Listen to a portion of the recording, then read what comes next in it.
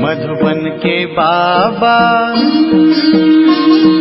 मधुबन के बाबा मुरली वाले, आपका क्या कहना, आपका क्या कहना। ओम शांति।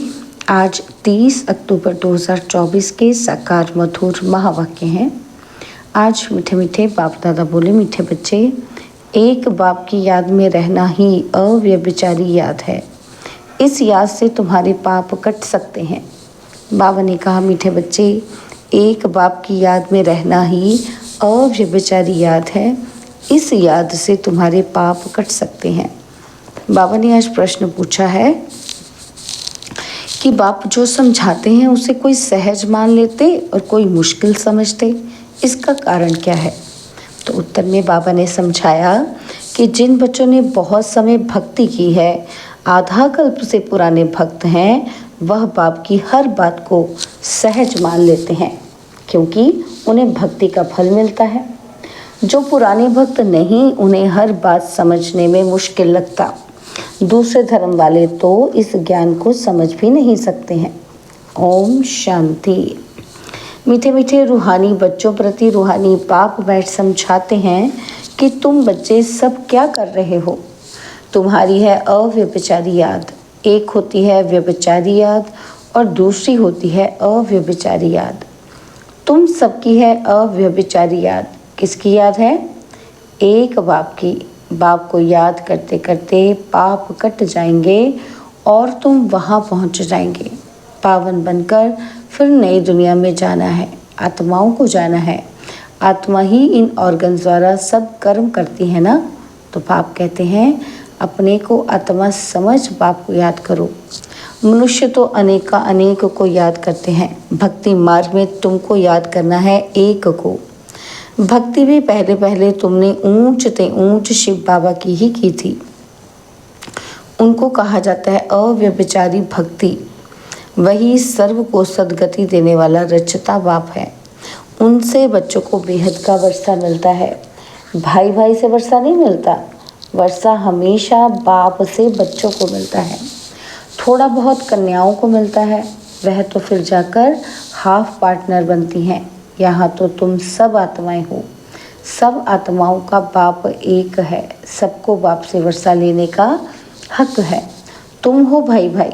बल शरीर स्त्री पुरुष का है। आत्मा सब भाई भाई हैं। वह तो सिर्फ कहने मात्र कहते हैं हिंदू मुस्लिम भाई भाई, अर्थ नहीं समझते। तुम अभी अर्थ समझते हो। भाई भाई माना सब आत्माएं एक बाप के बच्चे हैं। फिर प्रजापिता ब्रह्मा के बच्चे भाई बहन हैं। अभी तुम जानते हो कि इस दुनिया में सबको वापस जाना है। जो भी मनुष्य मात्र हैं, सबका पाठ अब पूरा होता है। फिर बाप आकर पुरानी दुनिया से नई दुनिया में ले जाते हैं, पार ले जाते हैं।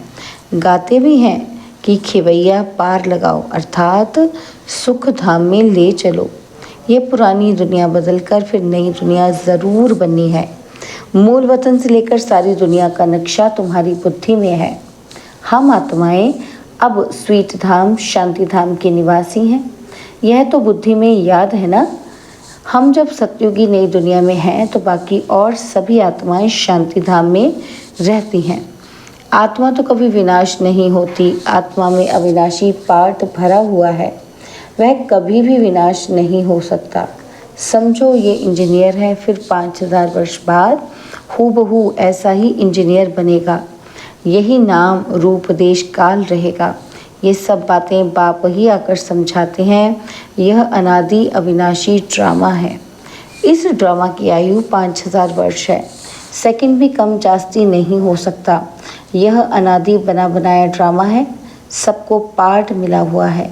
देही अभिमानी हो, साक्षी हो, खेल को देखना है। बाप को तो देह है नहीं, वह नॉलेजफुल बीज रूप है। बाकी आत्माएं जो ऊपर निराकारी दुनिया में रहती हैं, वो फिर आती हैं नंबरवार पार्ट बजाने। पहले पहले नंबर शुरू होता है देवताओं का। पहले नंबर की ही डिनास्टी के चित्र हैं, फिर चंद्रवंशी डिनास्टी के भी चित्र हैं। सबसे ऊंचा सूर्यवंशी लक्ष्मी नारायण का राज्य। उनका राज्य कब कैसे स्थापन हुआ कोई भी मनुष्य मात्र नहीं जानते। सत्य की आयु ही लाखों वर्ष लिख दी है, कोई की भी जीवन कहानी को नहीं जानते। इन लक्ष्मी नारायण की जीवन कहानी को जानना चाहिए। बिगड़ जाने माथा टेकना अथवा महिमा करना ये तो रॉन्ग है। बाप बैठ मुख्य मुख्य जो हैं उनकी जीवन कहानी सुनाते हैं। अभी तुम जानते हो कि कैसे इन्हों की राजधानी चलती है। सत्युग में श्री कृष्ण था ना, वही अब कृष्णपुरी फिर स्थापन हो रही है। श्री कृष्ण तो है स्वर्ग का प्रिंस, और लक्ष्मी नारायण की राजधानी कैसे स्थापन हुई ये सब तुम समझते हो। नंबरवार माला भी बनाते हैं, फलाने फलाने माला के दाना बनेंगे, परंतु चलते चलते फिर हार भी खा लेते हैं। माया हरा देती है। जब तक सेना में हैं कहेंगे ये कमांडर है, ये फलाना है, और फिर मर पड़ते हैं। यहाँ मरना अर्थात अवस्था कम होना, माया से हारना, खत्म हो जाते हैं। आश्चर्यवत सुनंती कथंती भागंती अहो मम माया फारकती देवंती हो जाते हैं। मर जीवा बनते हैं, बाप का बनते हैं, फिर राम राज्य से रावण राज्य में चले जाते हैं। इस पर ही फिर युद्ध दिखलाई है, कौरव और पांडवों की, फिर असुरों और देवताओं की भी युद्ध दिखाई है। एक युद्ध दिखाओ ना, दो क्यों? बाप समझाते हैं यहाँ की ही बात है। तो बाबा कहते हैं लड़ाई तो हिंसा हो जाती है, ये तो है ही अहिंसा परमो देवी देवता धर्म।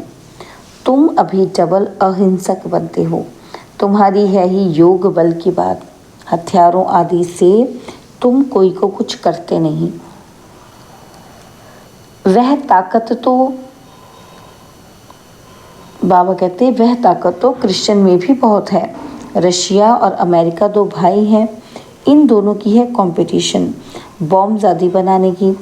दोनों एक दो से ताकत वाले हैं, इतनी ताकत है कि अगर दोनों आपस में मिल जाएं तो सारे वर्ल्ड पर राज्य कर सकते हैं, परंतु लॉ नहीं है जो बाहुबल से कोई विश्व पर राज्य पा सके।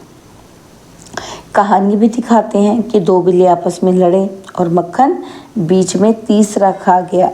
ये सब बातें अब बाप समझाते हैं। यह थोड़ी कुछ जानता था, यह चित्र आदि भी बाप ने ही दिव्य दृष्टि से बनवाए हैं और अब समझा रहे हैं। वह आपस में लड़ते हैं, सारे विश्व की बादशाही तुम ले लेते हो। वह दोनों हैं बहुत पावरफुल, जहाँ तहाँ आपस में लड़ा देते हैं, फिर मदद देते रहते हैं, क्योंकि उन्हों का भी व्यापार है ज़बरदस्त। सो जब तो बिल्ले आपस में लड़ें तब तो बारूद आदि काम आए। जहाँ तहाँ दो को लड़ा देते हैं। यह हिंदुस्तान पाकिस्तान पहले अलग था क्या?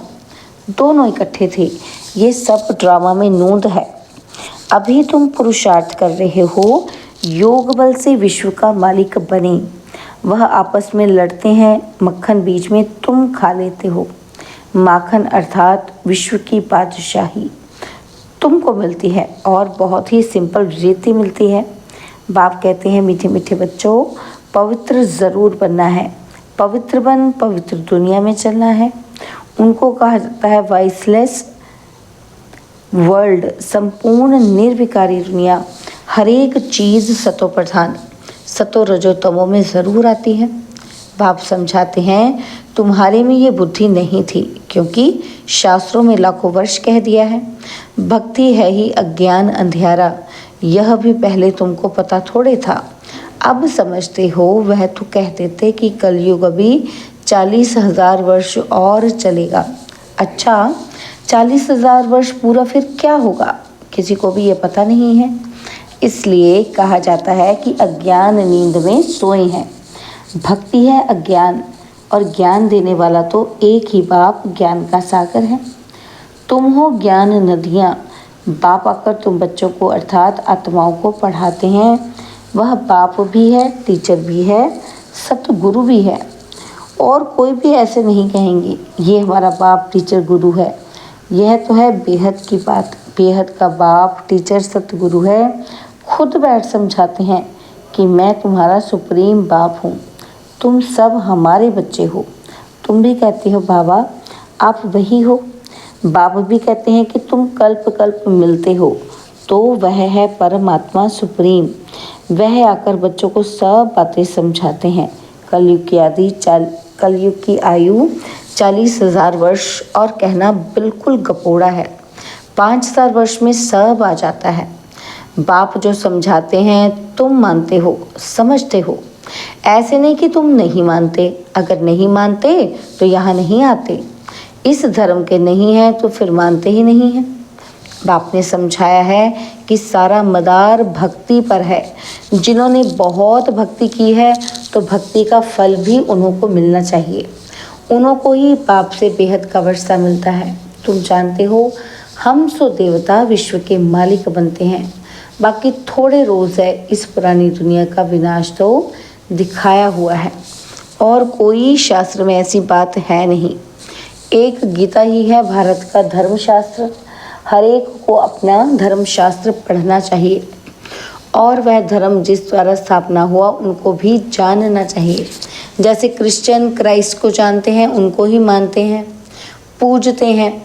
तुम आदि सनातन देवी देवता धर्म के हो तो देवताओं को ही पूजते हो, परंतु आजकल अपने को हिंदू धर्म कह देते हैं। तुम बच्चे अब राजयोग सीख रहे हो। तुम राज ऋषि हो, वह है हठ योग ऋषि। रात दिन का फर्क है। उन्हों का संन्यास है कच्चा हद का, सिर्फ घर बार छोड़ने का, और तुम्हारा संन्यास वह वैराग्य है सारी पुरानी दुनिया को छोड़ने का। पहले पहले अपने घर स्वीट होम में जाकर फिर नई दुनिया सतयुग में आएंगे। ब्रह्मा द्वारा आदि सनातन देवी देवता धर्म की स्थापना होती है। अभी तो ये पतित तो दुनिया है, ये समझने की बातें हैं। बाप द्वारा पढ़ते हैं ये तो ज़रूर रियल है ना, इसमें निश्चय ना होने की तो बात ही नहीं। यह नॉलेज बाप ही पढ़ाते हैं। वह बाप टीचर भी है, सच्चा सतगुरु भी है, साथ ले जाने वाला। वो गुरु लोग तो आधा पर छोड़कर चले जाते हैं। एक गुरु गया तो दूसरा गुरु करेंगे, उनके चेले को गद्दी पर बिठाएंगे। यहाँ तो है बाप और बच्चों की बात। वह फिर है गुरु और चेले के वर्षे का हक। वर्षा तो बाप का ही चाहिए ना। शिव बाबा आते ही हैं भारत में। शिवरात्रि और श्री कृष्ण की रात्रि मनाते हैं ना, तो शिव की जन्मपत्री तो है नहीं, सुनाएं कैसे? उनकी तिथि तारीख तो होती नहीं। श्री कृष्ण जो पहला नंबर वाला है उनको दिखाते हैं। दीपावली मनाना तो दुनिया के मनुष्यों का काम है। तुम बच्चों के लिए थोड़ी दीपावली है। हमारा नया वर्ष, नई दुनिया सत्युग को कहा जाता है। अभी तुम नई दुनिया के लिए पढ़ रहे हो। अभी तुम हो पुरुषोत्तम संगम युग पर। उन कुंभ के मेलों में कितने ढेर मनुष्य जाते हैं। वह होता है पानी की नदियों पर मेला। कितने ढेर मेले लगते हैं। उनों की भी अंदर बहुत पंचायत होती है। कभी कभी तो उनों का आपस में ही बड़ा झगड़ा हो जाता है, क्योंकि देह अभिमानी है ना। यहाँ तो झगड़े आदि की बात ही नहीं। सिर्फ बाप कहते हैं मीठे मीठे लाडले बच्चों मुझे याद करो। तुम्हारी आत्मा जो सतोप्रधान से तमोप्रधान बनी है, खाद पड़ी है ना, यह योग अग्नि से ही निकलेगी। सुनार लोग जानते हैं बाप को ही पतित पावन कहते हैं। बाप सुप्रीम सुनार ठहरा, सबकी खाद निकल सच्चा सोना बना देती है। सोना अग्नि में डाला जाता है। यह है योग अर्थात याद की अग्नि, क्योंकि याद से ही पाप भस्म होते हैं।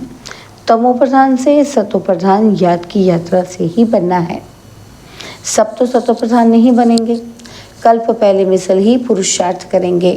परमात्मा का भी ड्रामा में पार्ट नूंधा हुआ है। जो नूंद है वो होता रहता है। तो बाबा कहते वो बदल नहीं सकता, रील फिरता ही रहता है। बाप कहते हैं आगे चल तुमको गुह्य गुह्य बातें सुनाएंगे। पहले पहले तो ये निश्चय करना है कि वह है सब आत्माओं का बाप। उनको याद करना है। मन मना भव का भी अर्थ यह है। बाकी श्री कृष्ण भगवानुवाच तो है ही नहीं। अगर श्री कृष्ण हो फिर तो सबके पास चले आए, सब पहचान ले, फिर ऐसे क्यों कहते कि मुझे कोटों में कोई जानते हैं। यह तो बाप समझाते हैं, इसलिए मनुष्यों को समझने में तकलीफ होती है। आगे भी ऐसा हुआ था। मैंने ही आकर देवी देवता धर्म की स्थापना की थी, फिर वह शास्त्र आदि सब गुम हो जाते हैं।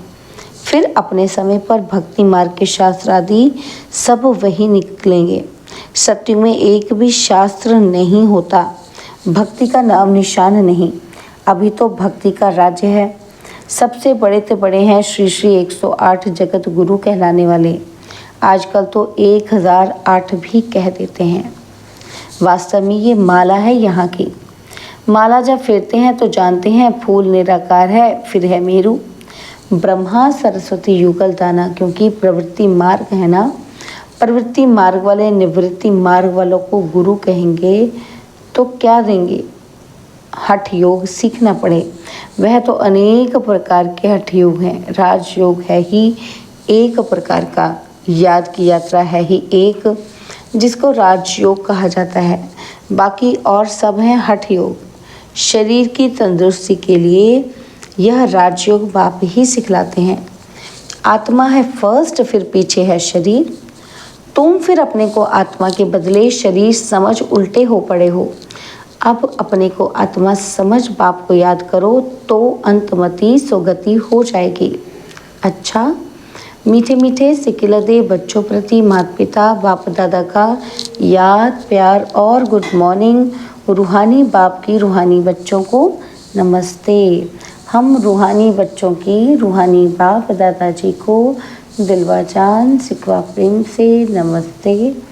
ओम शांति। प्यारे बाबा, मीठे बाबा, मेरे बाबा, शुक्रिया बाबा, शुक्रिया बाबा, शुक्रिया। धारणा के लिए मुख्य सार है। पहला पॉइंट है, इस अनादि अविनाशी बने बनाए ड्रामा में हर एक के पार्ट को देही अभिमानी बन साक्षी होकर देखना है। अपने स्वीट होम और स्वीट राजधानी को याद करना है। इस पुरानी दुनिया को बुद्धि से भूल जाना है। और सेकंड पॉइंट है, माया से हारना नहीं है। याद की अग्नि से पापों का नाश कर आत्मा को पावन बनाने का पुरुषार्थ करना है।